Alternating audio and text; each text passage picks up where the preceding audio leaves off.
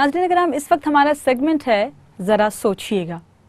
जैसा कि प्रोग्राम की इब्तिदा में आज मैंने बताया था कि माह सियाम को माह क़ुरआन भी कहा जाता है कि अल्लाह करीम ने इस महीने में क़ुरआन का नुज़ूल फरमाया। यहाँ सोचने की बात यह है नाज़रीन करम कि क़ुरआन पाक जो अल्लाह करीम ने हम मुसलमानों की हिदायत के लिए नाजिल फरमाया था, हम उसकी तालीमात को किस हद तक अपनी ज़िंदगी में शामिल करते हैं। हम देखते हैं नाज़रीन करम रमज़ानुल मुबारक में और इसके अलावा भी लोगों को ये कहते हुए सुनते हैं कि हमने एक कुरान पाक मुकम्मल किया, 2 मुकम्मल किए, 5 किए, 10 किए। लेकिन यहाँ सोचने का मुकाम ये है कि क्या कुरान की तालीमात पर हमने अमल किया?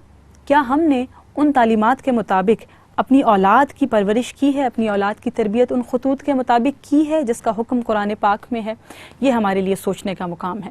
तो आज की जो हमारी सोचने की बात है और जो अज़्म है हमारा आज का, वो ये है कि रमज़ानुल मुबारक का महीना हो या इसके अलावा दीगर अयाम हो, हमें रोज़ाना की बुनियाद पर एक आयत या एक रुकू पढ़ने की ज़रूरत है, उसके मानी और मफ़हूम को समझने की ज़रूरत है, उसकी तफसीर को समझने की ज़रूरत है और उसकी तालीमात पर अमल करने की ज़रूरत है।